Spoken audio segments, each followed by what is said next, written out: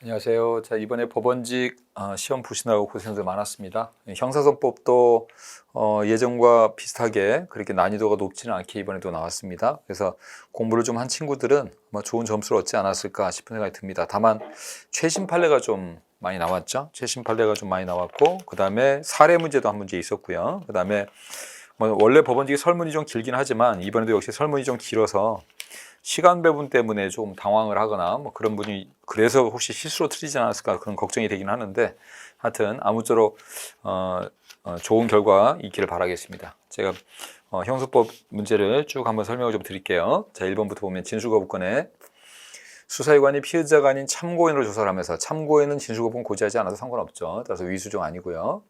이번에 수사기관이 진술거부권을 고지하지 않으면 위수중입니다. 위수중이기 때문에 임의성하고 상관없다고 그랬어요. 그래서 우리 대법원은 위법 수입 증거 배제 법칙으로 해결하기 때문에 임의성이 인정되든 안 되든 증거 능력을 인정하지 않습니다. 그래서 인정돼야 틀린 거고.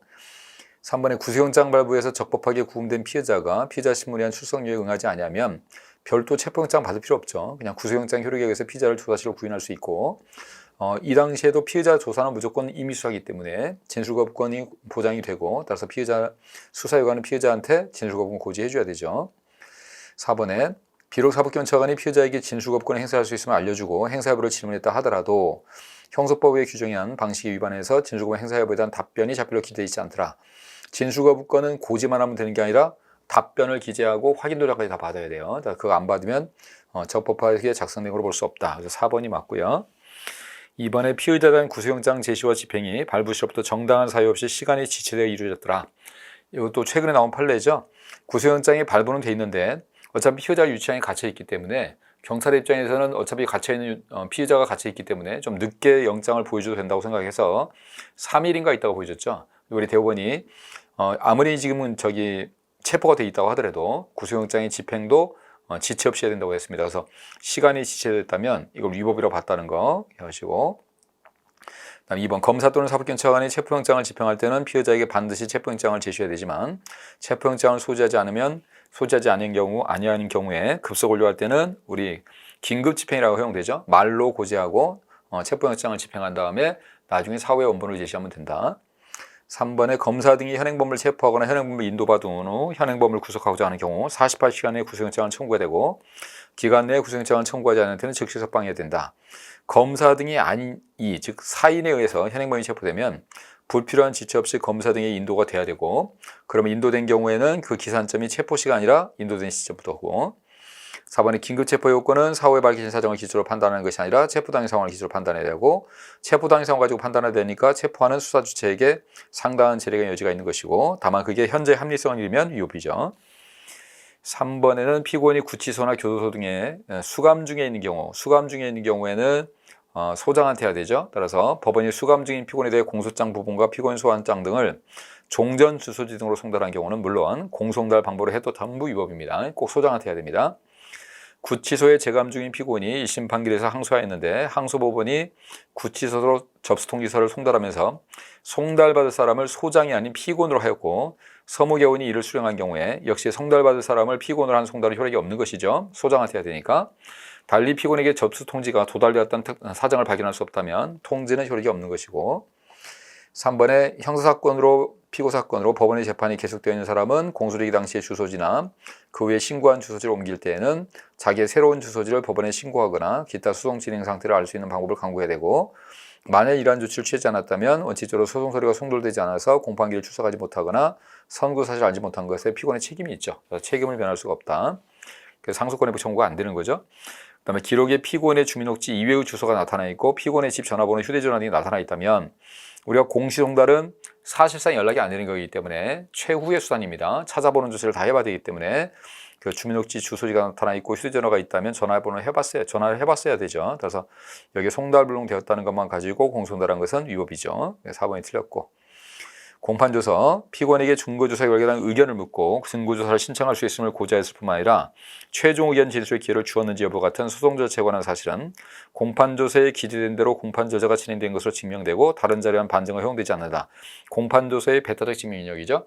법정에서 있었던 일은 전부 배타적 증명이 발생하기 때문에 2번 동일한 사항에 관해서 두 개의 서로 다른 내용이 기재된 공판 조서가 병존하는 경우 양자는 동일한 직면력을 가지는 것으로서 우열이 없기 때문에 법관은 자유로운 심증에 따를 수밖에 없는 것이고 판례죠. 3번에 공판조서에 기재되지 않은 소송 절차는 공판조서 이외의 자료에 의한 증명이 허용되죠.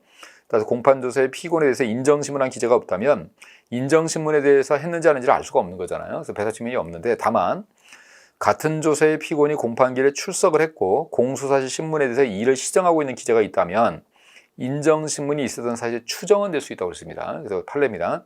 추정된다고 할 수 없다 그러면 X. 법정에 나왔고 신문을 했으니까 추정은 된다. 4번에 공사실이 최초로 심리인 1심 사회 공판기일부터 피고인이 공사실 일관되게 부인하고 있다면 실제 법정에서 부인하고 있다면 그건 부인한 것이고 공판기일의 내용을 인정한 것으로 적혀 있다고 해도 이거는 착오 기재죠.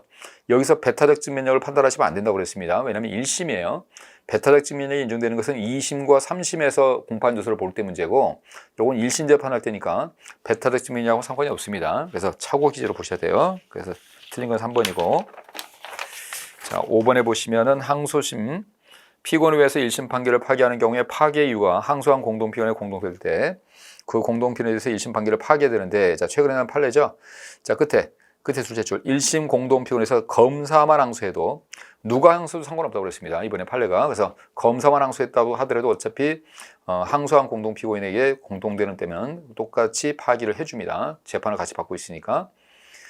피고인의 항소 대리권자인 배우자가 피고인을 위해서 항소한 경우에도 소송기록 접수 통지는 항소인인 피고인에게 되죠. 피고인이 통지서를 받지 못했다면 제출기간이 지났다는 이유로 기각 결정하는 거 위법이라는 거. 배우자는 대리인이에요. 따라서 피고인한테 통지된다는 거. 3번에 항소심에서 투투죠. 두 번째 재판에서 두 번 안 나온 거. 불출석 상태에서 진술 없이 판결하기 위해서는 2회 연속으로 정당한 이유 없이 추정하지 않아야 되는데 적법한 공판기일 통지라는 것은 이것도 최근에 나온 판례죠. 소환장 송달의 의제의 경우에 한정되지 않고 공판기일 변경, 우리 공판기일을 변경하는 명령이라는 결국 날짜를 바꿔서 통지한다는 얘기는 그날 나오라는 얘기죠. 그래서 공판기일 변경 명령을 송동하라는 거 이것도 해당이 된다고 그랬습니다. 이것이 78회고 4번에 1심 법원이 공소사실의 동일성이 인정되는 범위 내에서 공소가 제기된 범죄 사실에 포함된 보다 가벼운 범죄 사실 유죄를 인정한 거. 이것도 뭐 기존에 우리 많이 나왔던 뽀삐가 모의 재판이죠. 포괄일죄에서 피고인만 항소했을 때 모두 2심은 되지만 유죄 부분만 심판할 수 있다는데 여기 가벼운 범죄를 인정했어요. 이것도 포함된다고 그랬죠. 그래서 1심에서 허위 사실에 의한 명예훼손죄가 있었는데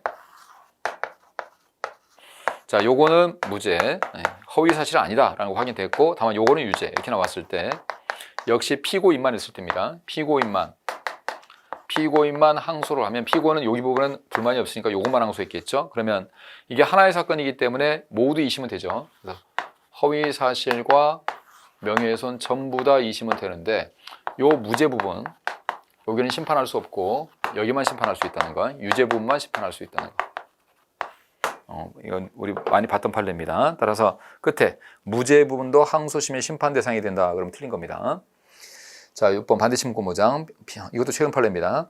피고인에게 불리한 증거인 증인이 주신문의 경우와 달리 반대신문에 대해서는 답변을 하지 않는 등 진술 내용의 모순이나 불합리를 그 증인신문 과정에서 드러내어 이를 탄핵하는 것이 사실상 곤란했고 그것이 피고인 또는 변호인에게 책임 있는 사유에 기인한 것이 아닌 경우와 같이 실질적인 반대신문에게 부여되지 않은 채 이루어진 증인의 법정 진술은 증거 내용을 인정하기 어렵다. 우리 증인의 증언을 가지고 피고인을 처벌할 수는 있지만 반대신문의 기회가 꼭 있어야 된다고 그랬잖아요. 그래서 이 반대신문의 기회가 이루어지지 않은 거 증거로 못 쓴다는 것도 최신 판례 중에 하나였고요. 이번에 피고인이 일시 퇴정한 상태에서 증인신문을 한 뒤에 피고인에게 실질적인 반대신문의 기회를 부여하지 않았더라도 반대신문권은 포기가 가능하기 때문에 괜찮다고만 하자가 치유된다고 그랬습니다. 따라서 그 다음 공판기에서 재판장이 증인신문 결과 등을 공판조서에 고지하면서 이 여부를 물었더니 피고인이 변경할 점과 이해할 점이 없다고 했다면 하자가 치유되는 거고요. 3번에 실질적인 반대신문의 기회를 부여하지 못한 하자는 책문권 포기로 치유될 수 있는 것이고 치유되는데 그 포기의 의사는 명시적이게 되죠. 그래서 명시할 필요 없다. X. 권한을 포기하는 거기 때문에 명시하게 됩니다. 그다음에 수사기관에서 진술한 참고인이 법정에서 증언을 거부하여 피고인이 반대신문을 하지 못한 경우에 정당하게 증언 거부권을 행사한 것이 아니더라도 어쨌든 증언 거부권을 행사하게 되면 정당하든 정당하지 않든 다 314조가 안 된다고 그랬고 다만 피고인이 그 상황을 초래했다는 사정이 없던 한, 맞죠? 피고인이 그런 상황을 초래해버리면 314가 됐었습니다. 그래서 초래했다는 특별한 사정이 없는 한 314에 해당하지 않는다. 7번, 이미 제출된 정보 저장 매체에서 압수의 대상이 되는 전자정보의 범위를 넘어서는 전자정보에 대해서 수사기관이 영장 없이 압수하여 취득한 증거는 미수증이고, 사후에 법원으로부터 영장이 발부됐다거나 피고인이 동의한다고 해서 그 위법성이 치유되는 건 아니죠. 그다음에 법원조직법에서 공개 금지 사유가 없음에도 불구하고 재판의 심리에 관한 공개를 금지하기로 결정했다면 그 절차에 이루어진 증인의 증언은 증언이 없는 것이고, 반대 신문권이 보장되었더라도 마찬가지죠. 우리가 이건 위법은, 위수증은 증거로 못 쓰고요. 뭐 반대 신문에도 못 쓰는 건 당연한 거고, 다만 위수증을 증거로 쓸 수 있는 예외가 딱 2개 있죠. 증거동의서에 쓸 수 있는 거, 우리가 증증증증 했던 거, 증인신문에서 참여권 침해한 거하고 증언 번복조서. 그래서 그거 말고는 위수증은 증거로 못 쓴다고 보셔야 돼요, 기본적으로. 3번에 수사과정 기록 1항은 피고인이 아닌 자가 수사과정에서 진술서를 작성하는 경우도 준용되기 때문에 수사기관이 그에 관한 조서과정을 기록하지 아니한 경우는 적법하게 작성 내용으로 볼 수 없는 것이고, 4번에 경찰관이 피고인 아닌 자의 주거지 근무지를 방문한 곳에서 진술서 작성을 요구해서 제출받은 경우 등 그 진술서가 경찰서에서 작성한 것이 아니라 작성자가 원하는 장소를 방문하여 받은 것이라면 수사과정 기록 1항 규정이 적용되지 않는다. 이것도 최근에 한 판례 중에 하나죠. 우리 진술서라는 것, 수사과정에서 작성한 진술서라는 것은 수사기관이 작성을 하게 만들었거나 또는 수사와 관련돼서 작성을 하게 되면 전부 수사과정 작성 진술서로 보게 됩니다. 따라서 이것도 수사과정 작성 진술서로 보게 되고, 따라서 적법성 요건 필요하죠. 315항이 적용되니까. 자, 8번. 검사가 기명날인 또는 서명이 없는 상태로 공소장을 관할법원에 제출한 것은 특별한 사정 없는 한 공소기 절차가 법률의 규정에 위반하여 무효인대에 해당하지만, 다만 도장 빠진 것은 도장을 추후 보완하면 하자가 치유됩니다. 다음 2번에 약식명에 대한 정식재판 청구서에 청구인의 기명달인 서명이 없다면 비공무원의 서류를 위반한 것으로서 형사법 규정 그 청구를 결정으로 기각해야 된다. 그러나 정식재판의 청구를 접수하는 법원 공무원이 청구인의 기명달이나 서명이 없음에도 불구하고 이에 대한 보정을 구하지 아니하고 적법한 청구가 있는 것으로 오인해서 청구서를 접수한 경우는 청구인의 기책사유로 볼 수 없으므로 기각할 수 없다 그랬는데, 이것도 최신 판례 나온 거죠 이번에. 역시 청구를 기각해야 됩니다. 다만 기각하되 우리 판례가 뭐라고 하냐면 피고인의 잘못이 없기 때문에 상소권 회복 청구를 할 수는 있다고 그랬어요. 그래서 기각할 수 없다 그러면 X. 3번에 피고인이 공판에서 열람사 청구를 하였음에도 법원이 불응해서 열람사 청구권이 침해된 경우는 공판에서 증거로 못 쓰는 거 당연한 거고, 거기에 적혀있는 진술도 증거로 못 쓰는 거고요. 4번에 공판조서의 기재가 명백한 오기인 경우로 제외하고는 공판길의 소송 절차로서 조서에 기재된 것은 조서만으로 증명하고 절대적 증명이기 때문에 반증이 허용되지 않는 것이고, 그러니까 틀린 건 2번이고요. 자, 9번에 피고 사건의 판결 선고 절차가 시작되어서 재판장이 이외의 요지 중 상당 부분을 설명하는 도중에 피고인이 공판에 참여한 법원 사무관에서 기피 신청을 했습니다. 기피 신청이 소송의 지연만을 목적으로 할 때는 결정으로 간이기각을 해볼 수 있죠. 이렇게 지금 선고 절차 시작되는데 하는 것은 지연만을 목적으로 한 걸 볼 수 있기 때문에 부적법해서 간이기각으로 자를 수 있는 것이고요. 2번 어떠한 사유였건 기피의 대상으로 하고 있는 법관이 이미 당해 사건의 직무적으로 배제가 되어 있다면, 이미 배제가 되어 있다면 기피할 필요가 없는 거죠. 그래서 기피 신청은 부적법이고, 그다음에 기피 신청을 받은 법관이 본안 절차를 정지하지 않은 채 그대로 소송을 진행하면 기피당한 법관은 재판을 정지되는데 진행했으니까 위법이고, 나중에 그 기피 신청이 기각이 되어서 나중에 재판을 다시 하게 되었다 하더라도 어쨌든 기피 중에 한 재판은 전부 위법이에요. 그래서 치유되지 않습니다. 법원 사무관과 통일에 대한 기피도 있는데 이건 소속법원이 결정을 하도록 되어 있죠. 자, 10번에 이것도 최신 판례 나왔던 거죠. 부재자 재산관리인, 부재자의 재산에 대한 범죄 행위에 관해서 법원으로부터 고소권 행사에 관한 허가를 얻으면 법정 대리인으로서 고소권이 있다는 거. 2번 법원은 고소권자가 비친고죄로 고소한 사건이더라도 검사가 사건을 친고죄로 구성해서 공소를 제기하면 우리 불고불이 원칙상 법원은 검사가 공소 제기한 대로 재판하도록 되어 있기 때문에 친고죄로 판단을 해야 되고, 공소장 변경 절차를 거쳐서 비친고죄로 변경되지 않은 여전히 친고죄입니다. 따라서 친고죄에서 소송 조건이 되는 고소가 유효하게 존재하는지를 직권으로 심리해야 되죠. 그래서 고소 불가 불는지도 같이 판단해야 되는 겁니다. 자, 3번 고소는 1심 선고전까지 실시할 수 있는데 항소심에서 공소장 변경에서 또는 공소장 변경 절차를 거치지 않고 법원 직권에서 친고죄가 아닌 범죄를 친고죄로 인정했다라고 나오면, 법원이 재판하다가 대상 범죄를 바꿔서 재판하게 되면 처음부터 그걸로 재판하는 걸 보셔야 돼요. 그래서 친고죄로 처음부터 공소된 걸로 놓고 판단하셔야 됩니다. 그럼 이걸 친고죄로 판단하셔야 되고, 항소심이니까 항소심이 2심이 될 수 없습니다. 처음부터 친고죄였기 때문에 친고죄 1심, 항소심은 친고죄 항소심이 되는 겁니다. 따라서 항소심에서 고소 취소라는 효력이 없겠죠. 그다음에 4번에 고소의 취소나 처벌을 희망하는 의사표시 서류는 수사기관이나 법원에 대한 법률행위적 소송이기 때문에 공소를 이전에는 수사기관에, 공소를 이후에는 법원에 하는 것이고요. 11번에 자, 피의자 신문길에 출석을 거부하거나 질병, 거지 나왔네요. 거부하거나 질병 등의 사유로 출석이 현저히 곤란하고 피의자를 신문법정에 인치할 수 없을 때, 우리 거지일 때는 불출석 재판이 가능하죠. 불출석으로 실제 심사를 할 수 있다. 그래서 출석 없이 신문조사를 진행할 수 있다. 2번 검사와 변호인은 판사 신문이 끝난 후에 의견 제시할 수 있도록 돼 있고 도중에는 허가받아서 하도록 돼 있고 3번에 신문기일 통지는 이게 기일 통지죠. 일반 통지는 지체 없이 서면으로 해야 되지만 기일 통지는 출석료라고 하잖아요. 그래서 출석료의 방법이 제한이 없기 때문에 신문기일 통지는 서면 이외에 구술 전화 등으로 할 수 있고요. 통지의 증명은 조서에 기재함으로도 할 수 있습니다. 우리 법 조문입니다. 그다음에 판사는 구속 여부의 판단을 위해서 필요하다고 인정할 때는 신문 절차를 일시 중단하고 피해자 그 밖에 제3자를 진술하도록 할 수 있다. 그래서 피의자는 신문해야 한다고 제3자는 신문을 할 수 있다고 했잖아요. 그래서 신문할 수 있는 겁니다. 그래서 신문할 수 없다 그러면 X.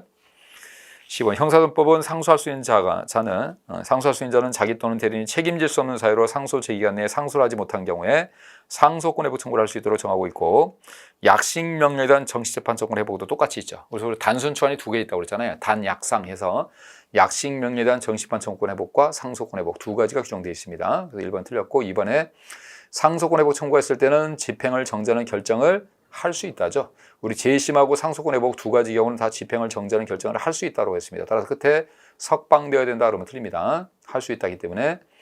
네, 3번에 상소의 제기가는 재판을 선고 또는 고전날로 진행한다고 규정하고 있으므로 형사소송에 있어서 판결 등본이 당사자에게 송달되는 여부에 관계없이 법정에서 판결이 선고됐으면 선고된 날로부터 진행되는 것이고 불출석에도 마찬가지죠. 그다음에 4번에 자기 또는 대리인이 책임질 수 없는 사유로 상소 제기한 내에 상소를 하지 못하면 상소권 회부 청구를 하도록 돼 있는데 상소권 회부 청구는 상소와 동시에 됩니다. 동시에. 그래서 그로부터 상당한 기간 내에 틀린 거고요. 13번에 지방법원과 지원의 합의부가 1심으로 심판해야 할 사건을 단독 판사가 심판했으면 이게 우리가 관할의 인정이 위반이죠. 우리가 관할의 위반이 위법일 때가 있고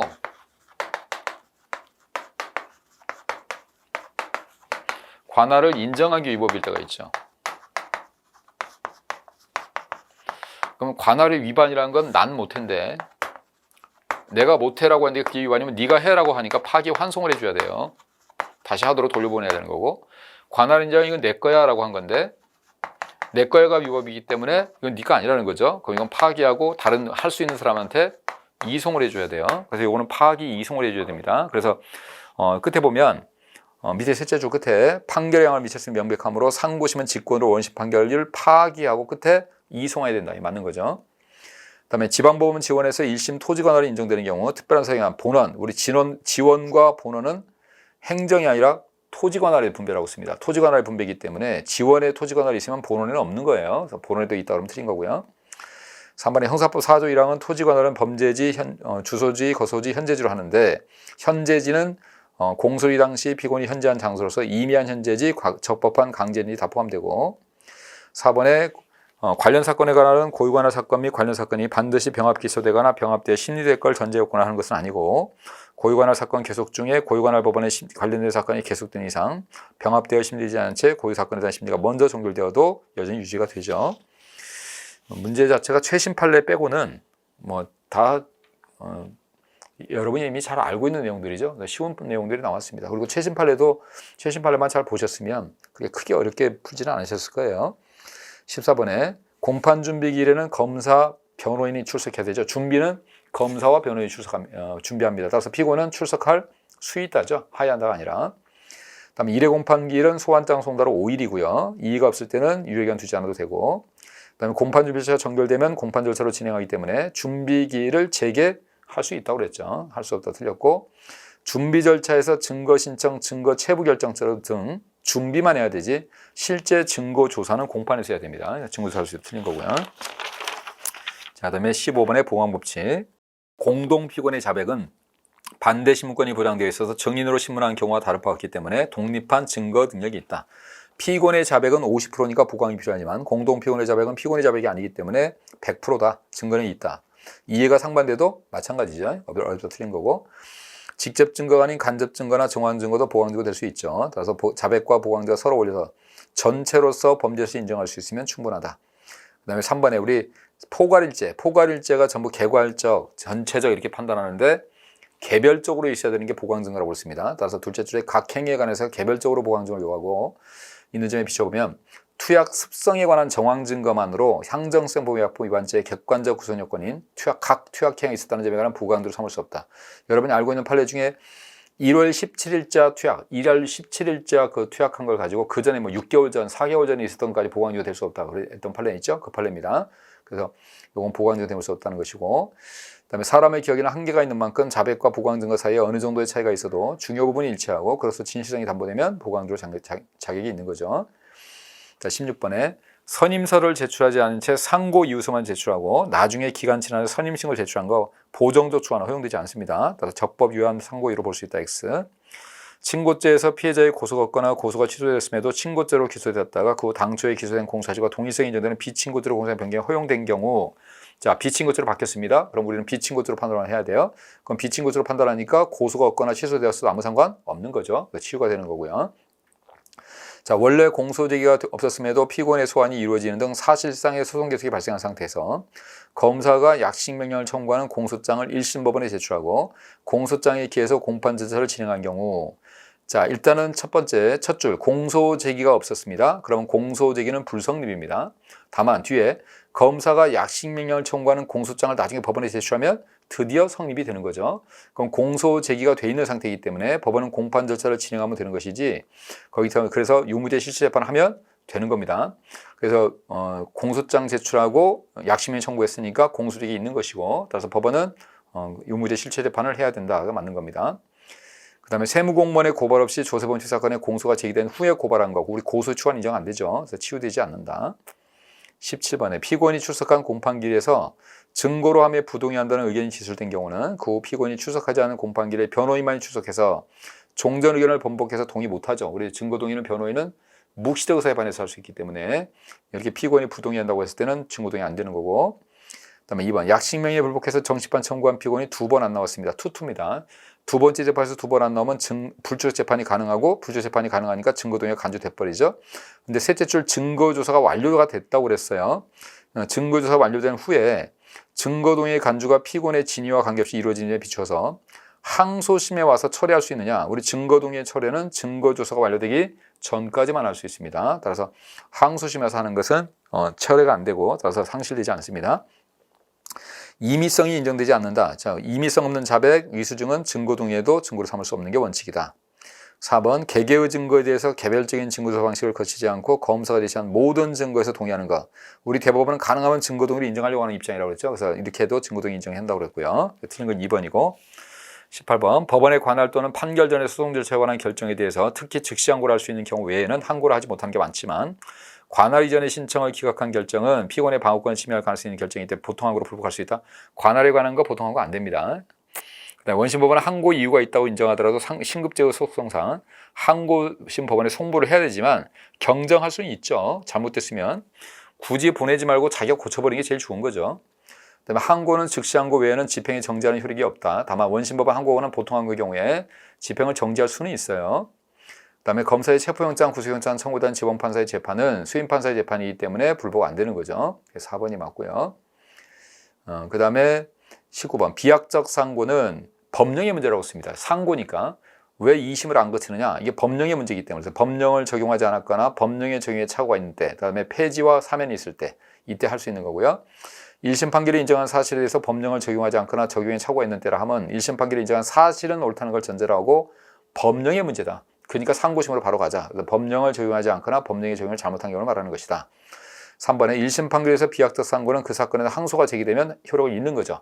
한 사람이 2심 거치지 말고 3심 가자고 하지만 상대방이 2심을 하자고 하면 2심을 해야 되는 겁니다. 다만 항소가 취하되거나 항소 결정이 있어버리면 그때는 예외가 비약적 상고로 가는 것이고, 4번도 최신 판례죠. 비약적 상고를 제기한 후 검사가 항소를 제기하면 피고인의 비약적 상고는 효력을 잃지만 항소로서의 효력은 인정된다고 그랬어요. 그래서 항소로서의 효력을 부여할 수 없다 그러면 X고요. 증언 거부 사유인 형사소추 공소기 당할 염려에는 증인이 이미 저지른 범죄에 대한 것서 처벌받을 염려가 있을 때 증언을 거부하는 것이지, 앞으로 증언에 의해서 범죄가 된 거, 위증죄 이런 걸 가지고 나는 앞으로 거짓말하면 위증이 되니까 나는 말 안 할래요, 이건 말이 안 되는 거죠. 그래서 포함되는 틀린 거고, 유죄 판결이 확정된 증인이 공범에 대한 피고 사건에서 증언할 당시 재심을 청구할 예정이더라. 유죄가 확정됐기 때문에 다시 처벌받을 염려가 없고, 재심을 청구해도 처벌받을 염려가 없기 때문에 증언 거부가 인정되지 않는다. 그다음에 범행을 하지 않는 자가 범인으로 공소가 제기돼서 피고인의 지위에서 범행 사실을 허위 자백하고, 나아가 공범에 대한 증인의 자리에서 증언을 하면서 공범과 함께 범행했다고 허위 진술한 경우, 자, 자기의 범인과 관련된 거죠. 함께 했다 안 했다, 이건 범행과 관련된 거기 때문에 증언 거부권의 대상이 되는 겁니다. 처벌받을 염려가 있기 때문에. 그다음에 변호사, 변리사 등 업무상 비밀인 경우에 증언을 거부할 수 있지만 끝에 업무 중 승낙, 그랬죠. 중대한 공이 있거나 본인의 승낙이 있으면 예외가 된다. 자, 그다음에 21번에 보석제도요. 집행유예관 중에 있는 집행유예 결격자라면 보석을 허가할 수 없다. 보석은 허가해야 한다가 원칙이고, 예외 사유가 있어도 허가할 수 있다기 때문에 할 수 없다는 하면 다 틀린다고 그랬습니다. 딱 하나, 보석이 허가할 수 없다가 맞는 것은 감정 유치 중일 때, 그때만 허가할 수 없다고, 나머지는 전부 허가할 수 없다는 하면 틀린 거예요.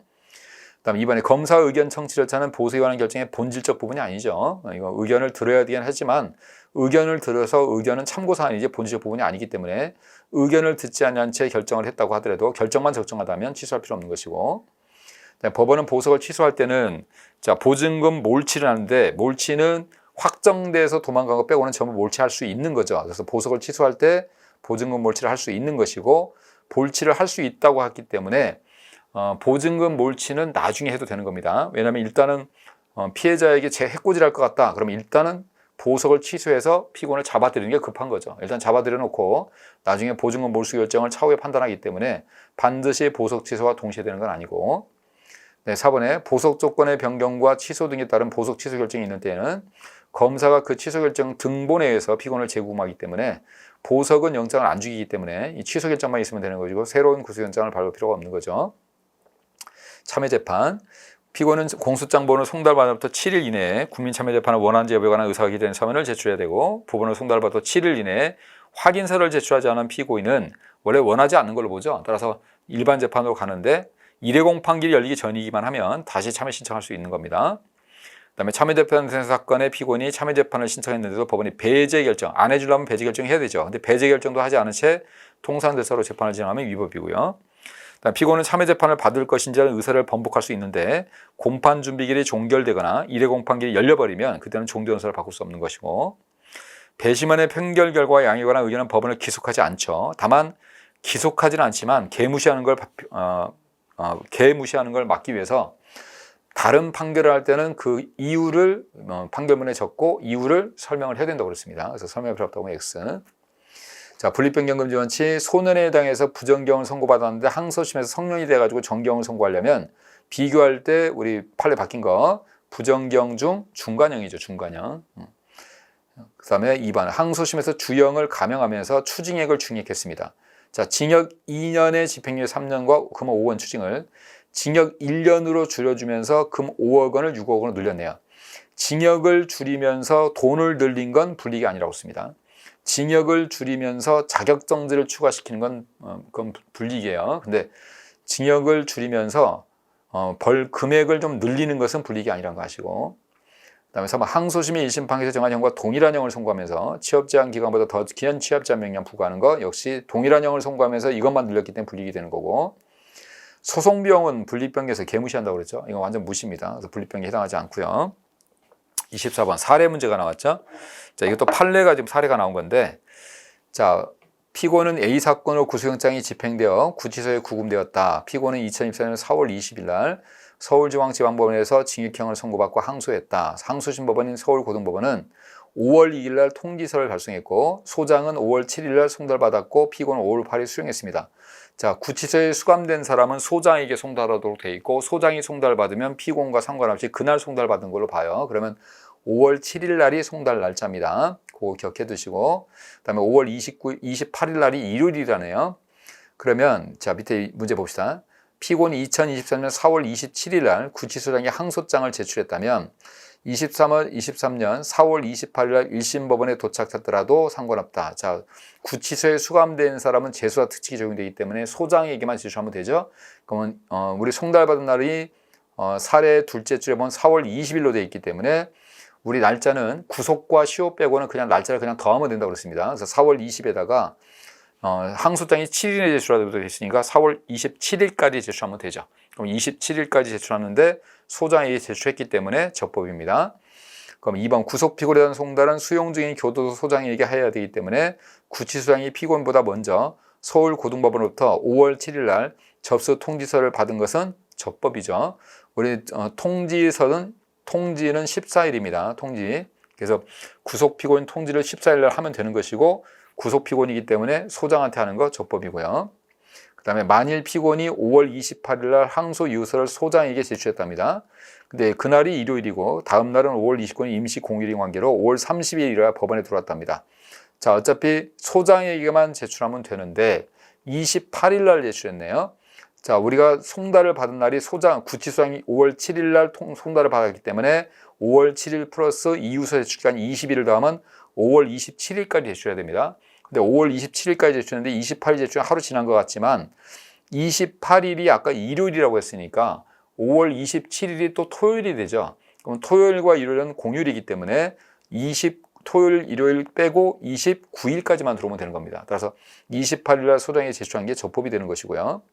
4번에 1심 판결 선고 이후인 4월 30일 날 보석 허가 요청을 받아서 출소했고 5월 8일 날 자, 피고인이 5월 8일 날 받았네요. 5월 8일 날 통지서 받았으면 이유서는 20일 더하면 5월 28일까지 제출하면 되는데 28일 날은 일요일이고 29일이 또 임시 공휴일이면 5월 30일까지 제출하면 되네요. 그죠? 30일까지 제출하면 되기 때문에 30일 날 이유서가 도착되어도 위법이 아니죠. 그래서 4번이 틀렸습니다. 3번 같은 경우도 임시 공휴일이니까 30일 날까지 들어온 게 적법이죠. 자, 25번. 압수영장은 처분을 받는 자에게 반드시 제시해야 되고 처분을 받는 자가 현장에 없는 영장 제시나 사본의 제시가 현실로 불가능한 경우 또는 처분을 받는 자가 영장 제시나 사본의 여부를 거부할 때는 예외라는 거고 피압수자가 수사기관의 압수영장의 집행에 참여하지 않는다는 의사를 명시했다 하더라도 참여권은 고유권이기 때문에 변호인에게는 별도의 참여 권리를 줘야 되죠. 따라서 통지하지 않으면 위법이 되는 것이고 압수영장 집행에 피압수자나 변호인의 참여 기회를 보장해야 되나 피압수자에게 압수영장 집행 과정에 참여하지 않는다는 의사를 명시로 표시했거나 절차 위반 행위가 이루어진 과정의 성질과 내용 등에 비춰서 절차 참여를 보장한 지위가 실제로 침해되지 않았다면 적법성은 부정할 수 없는 것이고 수사기관이 압수에 착수하면서 관리 책임자의 영장을 제시했다 하더라도 소지하고 있는 사람에게 다시 압수하고자 할 때는 따로 영장을 제시해야 되죠. 자, 그래서 하여튼 문제가 그렇게 어렵지는 않았는데 하여튼 실수를 안 하시는 게 중요했던 것 같습니다. 자세한 분석은 제가 형법과 형소법은 그 시험 강평을 따로 해서 올렸으니까 그 서면으로 올린 거라면 참고를 하시고 문제는 해설로 가름을 하겠습니다. 하여튼 아무쪼록 다 좋은 결과 있기를 바라겠습니다. 수고했습니다.